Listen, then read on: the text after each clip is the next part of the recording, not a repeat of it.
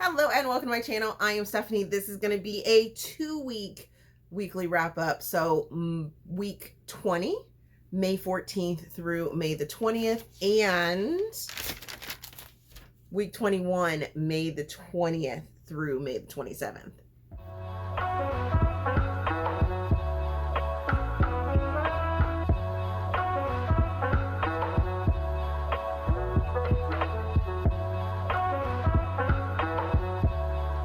So life be lifing, and I have figured that I would still record vlog stuff, but I probably won't be putting out weekly vlogs anymore.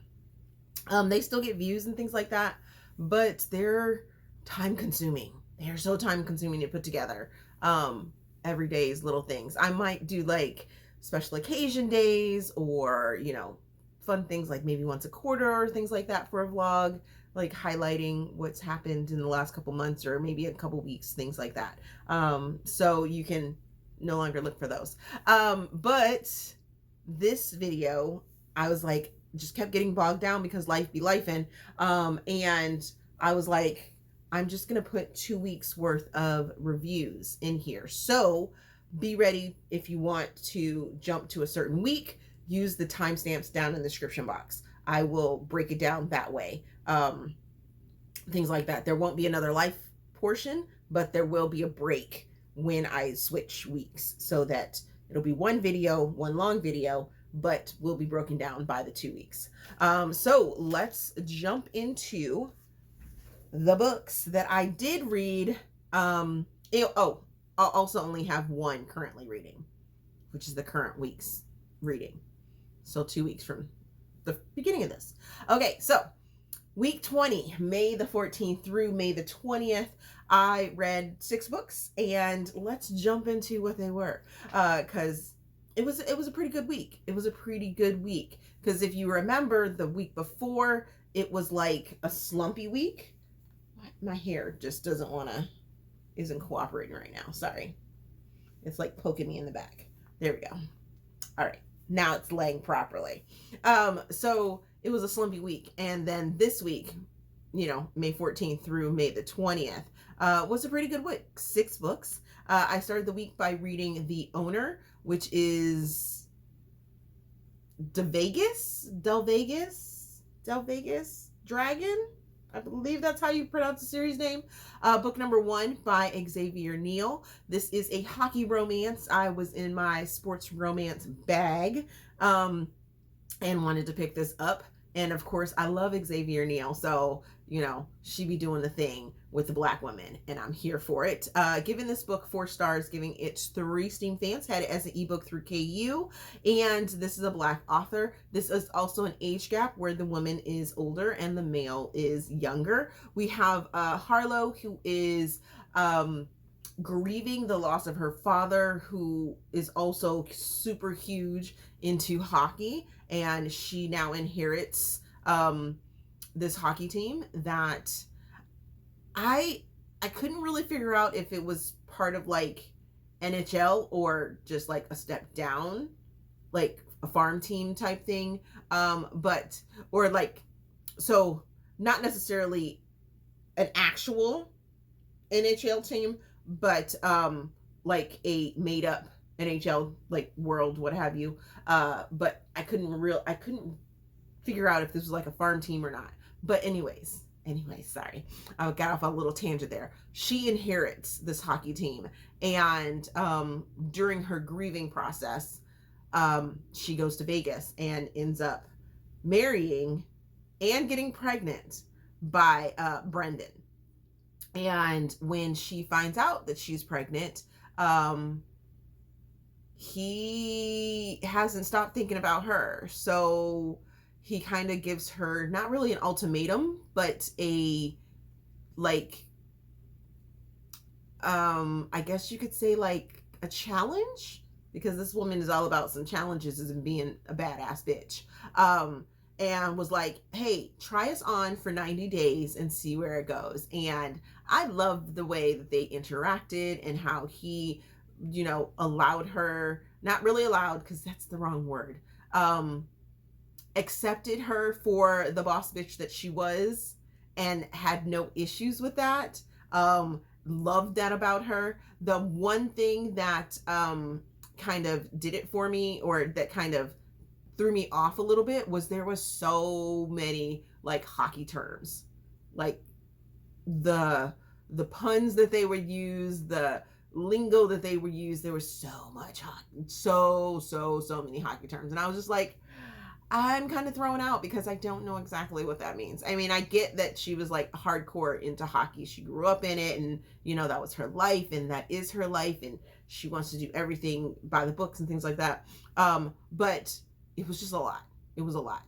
I am still looking forward to the rest of the series, because there were some players and some other interactions that happened within this book that I'm like really, really interested about. Really, really interested about. The next book that I finished was The Games We Play, which is Games number 1 by Katie Ray. This is supposed to be a menage, male, female, male romance. I'm giving it 2.5 stars, and that's kind of generous.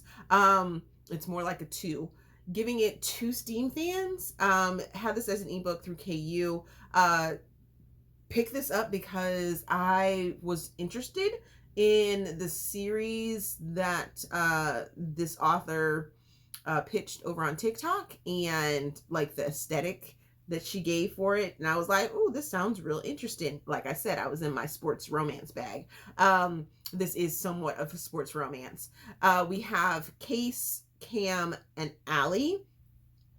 Case is a baseball player. Cam is a football player. The two of them are best friends, grew up in the same like foster system, foster home, things like that, and became real brothers and things like that.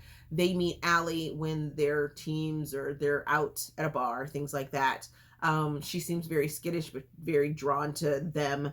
And she doesn't know who they are, even though they are super huge in Atlanta. Oh my gosh, their faces are plastered everywhere. And how she didn't realize that that's who they were was kind of sus. Then throwing in the fact that there is sexual assault within this book, there is physical abuse, there's mental abuse, there's an evil ex, and the MFM scenes weren't hot at all. Like, I don't even think I remember. I think there was like a mild one, and that was after she was sexually assaulted. And I was like, really? That's when we're doing this? That's when we're doing that? That felt real weird. Felt real weird. But like I said, I'm giving this book the benefit of a doubt and giving it that 0.5 because this was the author's debut novel. Now, will I continue to read this series because they're supposed to be interconnected standalone books? Probably not. Probably not, because I just wasn't a fan of the storytelling. I don't know that it could get better. Sorry. The next book that I finished was Anson, which is the Gideon Brothers number 7 by Neal. This is a romantic suspense interracial romance. We had been getting hinted at this one for a while, giving it 4.5 stars, giving it 3 Steam fans. Had this as an ebook through KU. This is a Black author. This does deal with some very, very, very heavy topics. We have PTSD, sexual trauma, kidnapping, whatchamacallit, therapy, healing, gosh, what else? There's something else. BDSM, intimacy issues. That's where it was. The intimacy issues. So I'm giving it 3 Steam fans because later in the book, as it progresses, once the intimacy starts, it's like fire. But the amount of time that it takes to get there, you could almost consider this kind of a slow burn. But in some ways, it's not a slow burn because they're a couple. So we have Anson, who is one of the brothers, and he is he's actually like the cousin of the Gideons, but it's a big family. You're seeing all of the Gideon brother family uh brothers, wives, girlfriends, soon to be's, all of that within this book. They all revolve. So there's really, I mean, you could technically read this as a standalone, but you're gonna be lost. You're gonna be lost. And then we have Megan, who is the general's daughter, who the family rescued from a sex trafficking ring, things like that. So we really kind of dive into all of those themes. And I loved it. I loved it. It's, I had the understanding that this was going to be the last book. However, with this book, we were hinted at getting new books, and I saw Nell did a TikTok, I think it was, that hinted to a book number 8, and I was like, yes, I'm here for it. Give me more. Love these brothers. Love this family. So good. The next book that I finished was Friend Zoned by Evelyn Sola. This is a sports romance. See, sports romance bag. Giving it 4.5 stars, giving it to 3.5 Steam fans. Had this as an arc, and this is a Black author. There are content warnings for other man issues. Oh my God. Ugh. That man just irritated me. There's cheating, but not by the main characters, who is Jenny? Is it? I think it's Jenny, but it's spelled Jenny. Yeah, Jenny. We're gonna say Jenny. And Aiden. Jenny is a hotel manager, and come to find out, Aiden is a basketball. I'm pretty sure it's basketball. That was one of my pet peeves about the book, is that they constantly had a running joke about what sport Aiden actually coached. And it was throwing me off, because one of the characters in the book I've already read about, and I am pretty sure it's a basketball that he is holding on his cover. And I am pretty sure Aiden is the manager and coach of this basketball team. He is very wealthy. He is well off. But Jenny doesn't want to be taken care of. That other man issue, her ex-husband, gave her major trust issues and trauma and things like that. So Aiden has to use somewhat kid gloves, but not really kid gloves. There was a point where I was like, let that man out of the friend zone, because you know you want to. It's a little bit of a slow burn, but that's only because by the, I would say probably 40% mark, they giving in. He out the friend zone. They doing their thing, and I was here for it. I really, really enjoyed this book. I did a whole TikTok vlog on it, as a matter of fact. Then the next book that I finished was The Test by Sylvain Neuvel. I think that's how it's pronounced. This is a sci-fi dystopian novella. Giving it 2.5 stars, giving it no Steam fans. There's no Steam in it whatsoever. It's weird. It's a sci-fi. It's like dystopian. It's about this man that is trying to get citizenship in Britain, and for him to get citizenship, he has to take a test. And in order for him to pass the test, there's this like serious like things that end up happening. I'm not going to give any spoilers, but just know that this is like a weird book novella version of Black Mirror. So if that gives you any hints to the context of this test, then there you have it. I read it for a book club. I would have never, ever, ever, ever have picked this up on my own. Then the final book that I finished was Zootopia, Judy Hopps, and the Missing Jumbo Pop by Walt Disney Company. I read this. I'm giving it 4 stars. It was super cute. So cute. I read this for the Kindle challenge. I wanted to do something quick, and wasn't in the mood to read a whole novel that has been adapted. So I went with this one. I like Zootopia. I like Judy. And this was a fun little look at Judy, or like picture book characterization of the jumble pop being missing. It was cute. It was cute. So much fun. So, what did I read for week 21, May 20th through May the 27th? I finished my second read of Fourth Wing, Empyrean #1 by Rebecca Yarros. Now, if you saw my November review of it, our early arc review of it, you know that I loved it. Well, this time I read it via audiobook because there had been some complaints about the audiobook, and that there were some gulping sounds, some mouth sounds, things like that. Well, my neurospicy self listens to things at 2 times to 2.5 times speed, which is what I listened to this book at, and I'm still giving it 5 stars. I am dropping the steam factor down.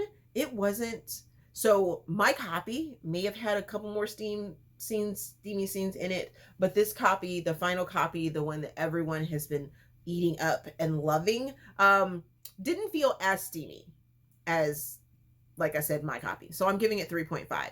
It's only like a 0.5 drop in the steam. It's still real steamy. Like, it's a slow burn, steamy build, and I was here for it. Like I said, it's a reread. I annotated like 838 notes, I think. I was very specific in my notes and my annotations this time. I noted everyone's descriptions, little things that were kind of like context clues, because, I had already knew the end. I knew what was going to happen. I knew what our cliffhanger was going to be. But all of the little things that I got to see by listening to it and annotating this time was just like, what? So good. So good. Makes me want Iron Flame like now instead of in November. Yeah. But we have Violet, we have Xaden, we have rivals, enemies. I would definitely say they're more rivals, because there's history. There's history that we don't know, and having that unfold is absolutely amazing. This is not a love triangle, which I wish people would stop trying to like make it a love triangle. I mean, I know that it has somewhat Hunger Games feels to it, but everything does not have to be a love triangle. I mean, maybe a little inspiration came from the Hunger Games, maybe a little inspiration came from Divergent, maybe a little inspiration came from some of the other, fantasy romances that Rebecca has read. Little inspirations, but this is its own thing. It's a fun ride. Of course, dragons. Them dragons were amazing. I saw a live of Rebecca that I had my suspicions on where Taryn's sort of grumpiness came from, and she confirmed it, that it was her their pet that they had that just passed. And I used to love watching him and the love that he had for the family and things like that. And you can totally see that in Taryn all the way. It was just like, love. I also, during that live, appreciated the fact that Rebecca put out that, the constructs of race, according to our world, our in real life concepts of race, do not live in her books. Although the characters of her race, if we were to place them in that context, are BIPOC, I was like, that's what I've been saying. That is what I have been saying. So I really appreciate that. She has come out and said that Violet's disability would be comparable to Alexander's. Elders Danlos, which is what her and her kids have. But at the same time, you can definitely see that some of the other muscular chronic illnesses can be represented within this, because being a chronic illness person myself, that representation spoke to me in the things that I have to go through. So I greatly appreciated that. This book is just like amazing. And it wasn't the disability rep wasn't about the magic changing our main character. It's about the accessibility that's assisted with for her to succeed. And mwah, mwah, mwah. Those are the takes that I am like really, really enjoying, that people are seeing those little nuggets for this book. And I was just like, yes, yes, yes, yes. The next book that I finished that week was Xavier, which is Carolina Hell Reapers #1 by Keta Kendric. And this is a dark romantic suspense motorcycle club book. Oh my goodness. Oh my God. Oh my God. Giving it 4 stars, or excuse me, 4.5 stars. What am I doing? I'm not downgrading it. Giving it 4.5 stars, giving it 3 Steam fans. Had this as an arc. This is a Black author. Now, there are so many content warnings for this. There is discussion of racism in this. There is discussion of killing and torture. There is torture and killing within this book. There are a lot of MC sort of attributes that go on in this book. There's also assassinations and trauma. Oh my God, the trauma. Keta like drops us in to the heavy shit right away. Okay, I must warn you about that. She drops you in like right off the bat, and you're like, what is this? So yeah, we have is it Josie? No, Jade. She has a hit that has been put out, or like a bounty on her head, and Xavier has been assigned to fulfill that. But come to find out, Xavier is like, this doesn't seem right. You know, yeah, her family has a bad past, but this does not feel right. There's also PTSD, sex trafficking. This is discussed, trauma, lots of trauma on both of our main and our male and female characters. So Jade and Xavier have trauma along loads of levels. There is lots of mental health talk in this book as well. So be worried about that, or be weary of that. Know that that is going to be done. And I don't know necessarily that it's handled in like the, oh, they went and got help and they needed to do this and they didn't to do that. That's not the kind of book we're getting here. Okay. Just know that they have mental health issues that they discuss and they handle in their own right. Yeah.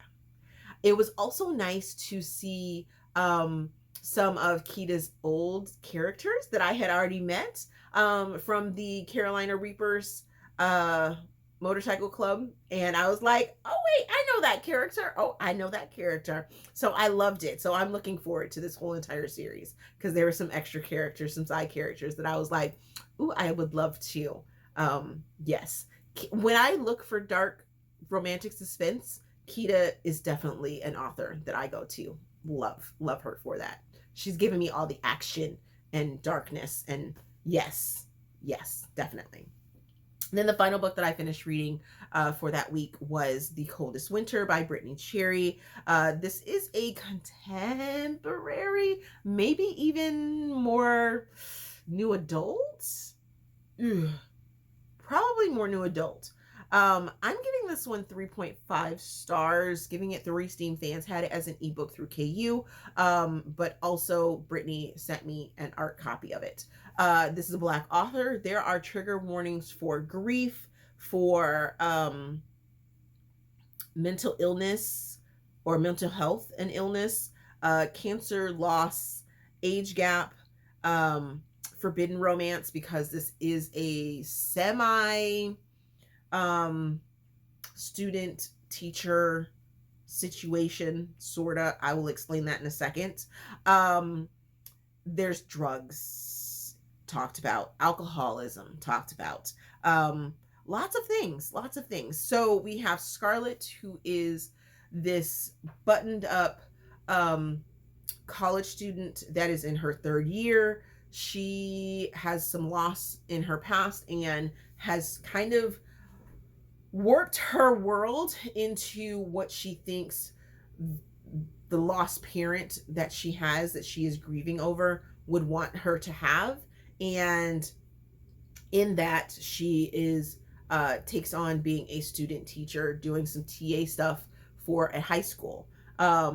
Well, she also, her best friend and roommate, also gets her to kind of step out of her comfort zone for her 21st birthday, and they go to a frat party where Scarlett meets Milo. They have a one-night stand, and they can't stop thinking about each other, but also come to find out Milo is a 19-year-old high school student that is in the class that Scarlett is assistant teaching in. Ha ha. So the age gap isn't unreasonable. 21 and 19, that is very much not unreasonable. But there is trauma bonding that ends up happening. And even though I really wish that they had actually waited the time that they had said that they wanted to wait before they got into this relationship, I think I would have appreciated that a little bit more. And it hurts my heart that, yes, I was somewhat emotionally drawn into this story, but I was really emotionally disconnected once they ended up crossing the line before they had said they were initially going to. And then the whole getting caught and was it ethical? Was it unethical? I mean, how does that actually work? I appreciate some of the other characters that are in this book that were like, there was really nothing wrong with your relationship except for the fact that it could possibly be seen as unethical, but both of you are young. And that was the one thing that stuck in my mind, was that he's 19, she's 21. That's really not an age gap. It's really not a is she grooming him sort of situation. They were both going through losses and trauma and mental health issues and things like that. So yeah, I was like, that was the one thing that kind of saved this book for me. Had it been other things, I probably would have DNF'd it, but of course I had to see it through. And I didn't particularly, I thought the ending was kind of rushed. I think I would have worked some things differently, like I said. So what am I currently reading? I am currently reading Fated, which is Enchanted Gods, #2 by K.K. Allen. The Redo, which is Winslow's Brothers, #4 by Max Monroe. Forbidden Hearts, The Whitlock Family, #1 by Corinne Michaels. I got an arc for that. Royally in Trouble, I believe it is, this cover right here, by Megan Quinn. I have an arc for this. I also received the final book in the Royal Reflection series. I got an arc from Aleatha Romig for that, which is this one right here. Is there anything else I am reading? I think that's right. Oh, I'm also going to be still in my sports romance bag, Until I Get You by Claire Contreras. It is all over freaking TikTok, and it is like, you need to read me. You need to read me. So I'm going to read it. I'm going to read it. Plus, I'm not going to let my freaking Hoopla credit go to waste. So there's that. Alrighty. So that was a super long video. So like I said, make sure you're using the timestamps if there's something that you want to see in particular. Hope you guys like my hair. I like my hair. I think it's super cute. I forgot how heavy braids were, but you know, doing the summertime braid thing. Yes, yes, yes. Yes, yep, yep. And I think that's it. As always, if you enjoyed the video, please give it a big thumbs up, subscribe to the channel. Also, there is a feedback form down in the description box so you guys can help me improve my channel. My links are down there as well, so you can find me everywhere, which is mainly over at TikTok. I've been obsessed with water talk lately, so yeah. If you're looking for water recipes or how you can get your water in, because it's going to be a hot summer. It's going to be a hot summer and we need to stay hydrated. So, water recipes over on TikTok. Got a whole playlist for that. Go check those out. Other than that, thank you guys for watching, and I will see you in another video. If you're going